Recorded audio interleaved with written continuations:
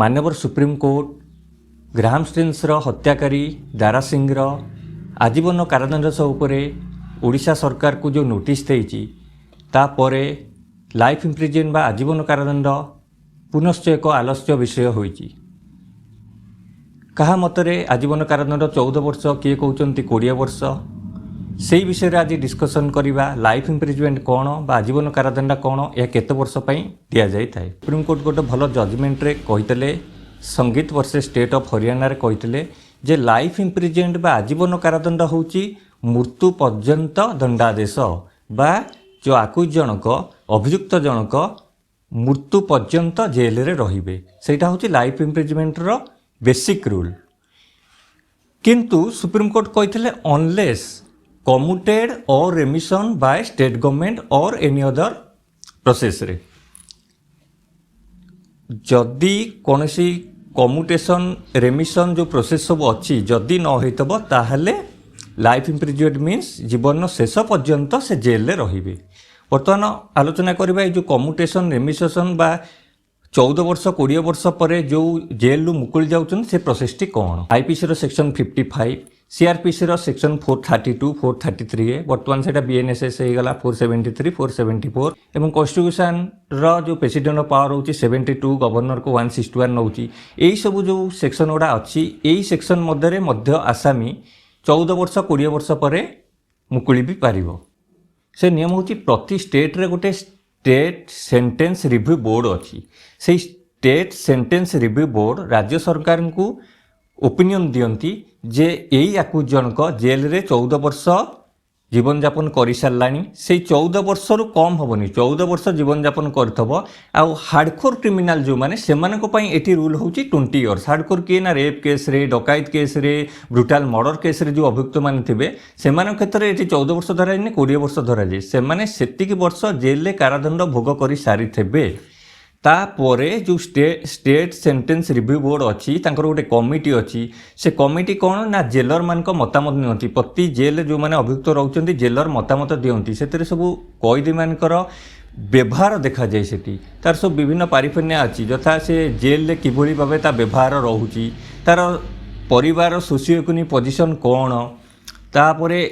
जो तार जो कंडक्ट जेल जो कंडक्ट रोची सेटा तार जो नेचर ऑफ ऑफेंस जो ऑफेंसटा करछि सेटा केते ब्रुटाल बा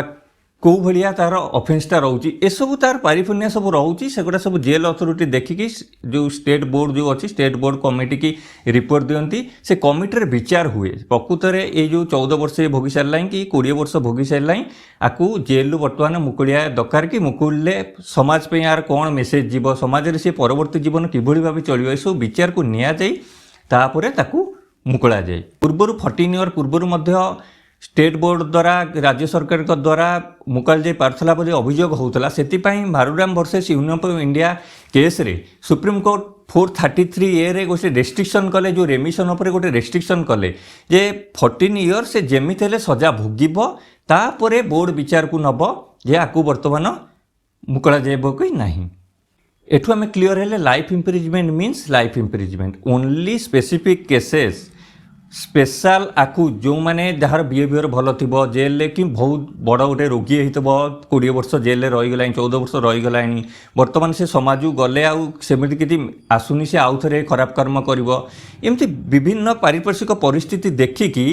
राज्य सरकार डिसाइड करती ताकू मुकला जाई पारिबो कि नहीं। बर्तमान जो टॉपिक उपरे आजीवन कारादंड कथा उठिला से टॉपिक हूँ दारा सिंह केस। दारा सिंह जड़े हत्याकारी मन